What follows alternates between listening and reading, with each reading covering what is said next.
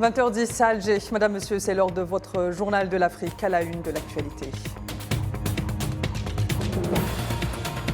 L'onde de choc du génocide palestinien à Gaza atteint le continent africain et face à la sauvagerie sans limite de l'entité sioniste, Accra s'est mise aux couleurs de la Palestine pour réaffirmer sa solidarité absolue avec le peuple palestinien.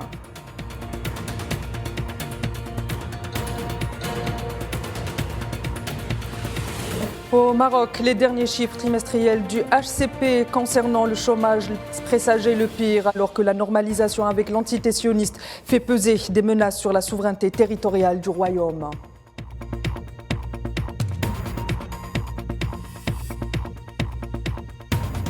La décision unilatérale de Washington de retirer le Kenya de l'accord commercial AGOA menace le secteur du textile et sa croissance.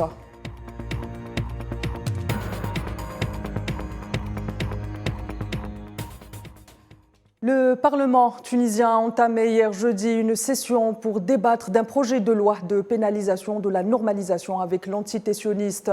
Ce projet de loi stipule notamment que la normalisation est un crime et prévoit de sévères punitions pouvant aller jusqu'à la perpétuité. Pour rappel, la Tunisie, dont le soutien à la cause palestinienne a toujours été constant, continue de se mobiliser. Plusieurs manifestations populaires ont été organisées pour dénoncer le génocide à l'encontre du peuple palestinien.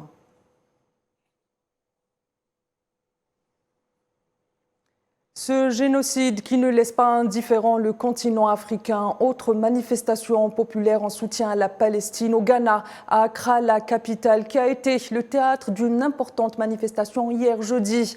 Ils étaient des centaines de Ghanéens à s'être rendus sur la place Kwame Nkrumah pour affirmer leur soutien absolu à la Palestine qui fait face à une offensive barbare de l'entité sioniste. Les manifestants brandissent côte à côte les couleurs de leur pays et celles de la Palestine tout en scandant des slogans tels que Free Palestine ou encore Justice à la Palestine.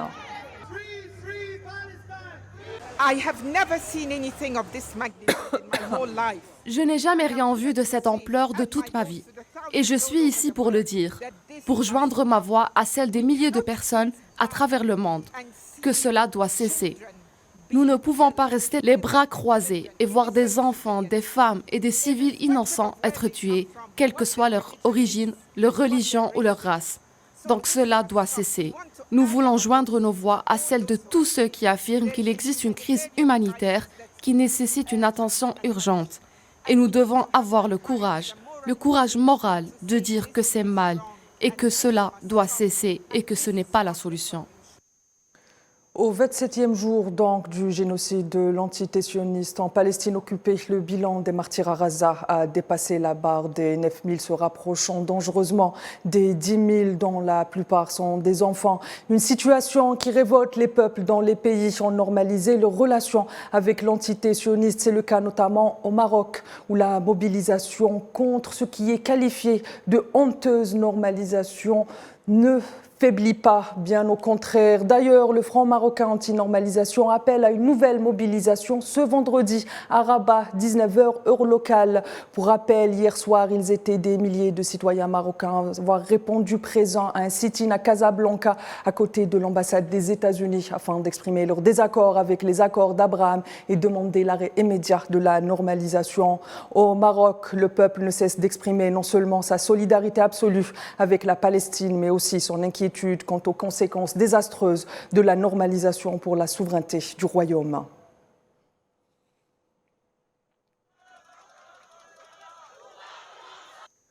Au Maroc, justement, les craintes du Front social s'avèrent être de plus en plus fondées et les derniers chiffres du Haut Commissariat au plan du pays concernant le chômage pour le dernier trimestre 2023 lui donnent raison. Au moins 200 090 emplois ont disparu. Je vous propose de suivre ce compte-rendu de Amin Touta.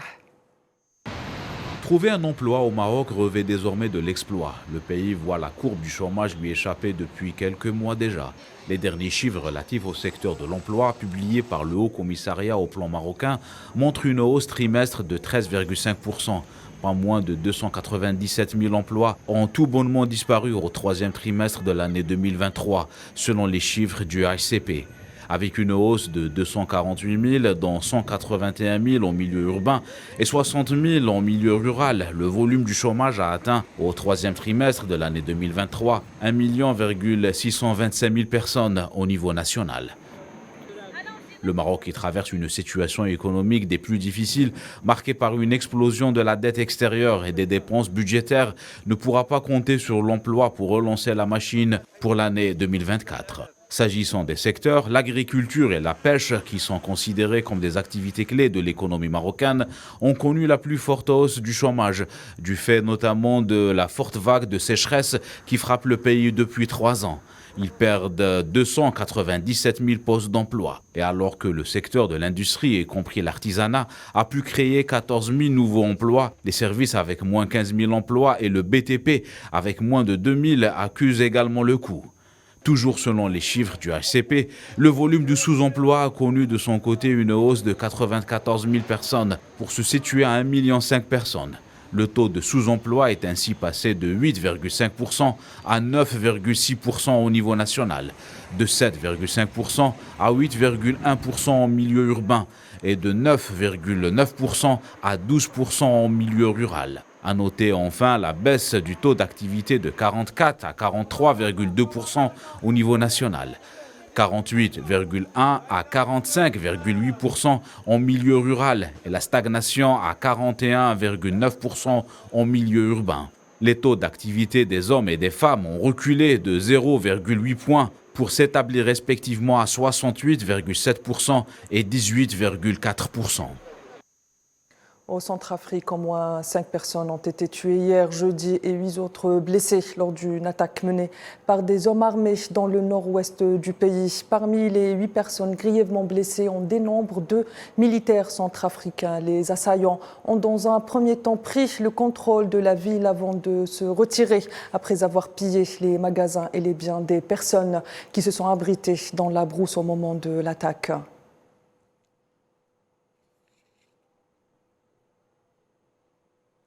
Je vous le disais en titre, la décision de l'administration Biden de retirer plusieurs pays de l'accord commercial AGOA risque d'avoir des conséquences dévastatrices sur certains secteurs. C'est le cas notamment au Kenya, où les secteurs du textile risquent de faire face à un contre-coup non négligeable. Les détails avec Safwan Ben Sabri. Le président américain Joe Biden est revenu sur l'AGOA, African Growth and Opportunity Act, soit la loi sur le développement et les opportunités africaines.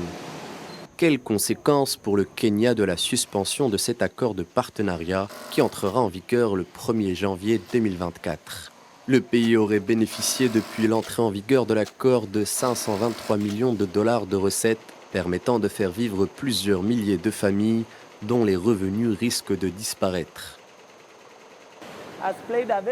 Ce travail a joué un rôle très important dans ma famille. Si je peux juste dire, depuis que je travaille ici, mes enfants étaient encore jeunes. Mais jusqu'à présent, je les ai éduqués. Donc cela compte beaucoup pour moi. L'offre et la demande risquent d'être directement impactées par le retrait de l'accord. Une fois que l'AGOA aura disparu, tous les acheteurs auront disparu, toutes les productions auront disparu. De même, si l'AGOA disparaît, il ne sera pas durable pour nous de survivre ici. L'AGOA est donc suprême, les 4 piliers de l'entreprise sont basés sur cet accord. Pour James Chikwato, économiste, les conséquences se répercuteront sur le commerce extérieur du Kenya. Un scénario dans lequel l'industrie américaine réduit ses effectifs signifie que nous allons encore plus loin dans le défi de ne pas avoir de dollars américains et qu'il s'agit d'une économie où nous dépendons beaucoup de ses exportations et de nos importations. En particulier, près de 80% que nous importons de l'extérieur. Et les importations ne sont pas libellées en shilling kényan, ce qui signifie que la réduction de l'intérêt des États-Unis pour nos textiles fait qu'il nous est difficile d'importer tout ce que nous importons habituellement, qu'il s'agisse de produits alimentaires ou de produits pétroliers. Le retrait des États-Unis est dû à des violations flagrantes des droits de l'homme d'après le président américain. Les pays bénéficiaires ne respecteraient pas assez le pluralisme politique par ailleurs.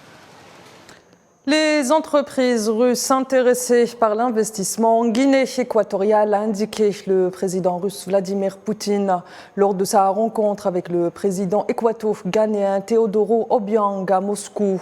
La coopération bilatérale dans divers domaines ainsi que le développement des relations entre la Russie et les pays de la région de l'Afrique centrale sont au cœur de la visite de Teodoro Obiang en Fédération de Russie. Pour rappel, la Guinée équatoriale est la présidente de la Communauté économique des États de l'Afrique centrale. Par ailleurs, le président de la Guinée équatoriale a proposé d'accueillir le prochain sommet Russie-Afrique dans son pays. Les gardes-côtes espagnols ont secouru dans la nuit de jeudi à vendredi 114 migrants au large des îles Canaries et les ont amenés dans un port sur l'île de Gran Canaria. Selon les autorités locales, un bateau en bois a été repéré à 8000 miles au sud de Gran Canaria. Il transportait des migrants subsahariens. Au moins 30 000 migrants ont atteint les îles Canaries dans l'Atlantique au cours des 10 premiers mois de l'année en cours, ce qui se rapproche d'un record de l'année de 2006 selon les données publiées jeudi par le ministère espagnol de l'Intérieur.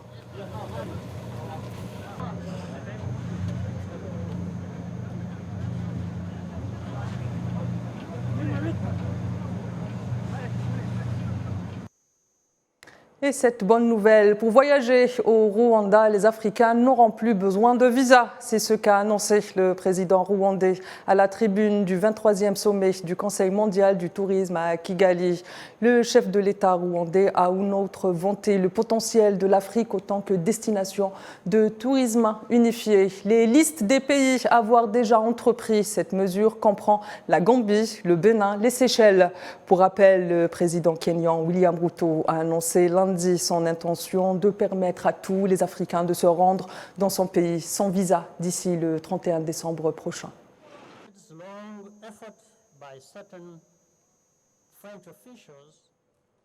Mesdames, Messieurs, il ne vous reste plus qu'à vous munir de vos passeports et aller visiter le Rwanda. Et c'est ainsi que s'achève ce 24 heures Afrique. Je vous donne rendez-vous la semaine prochaine. D'ici là, prenez soin de vous. Excellente soirée à tous.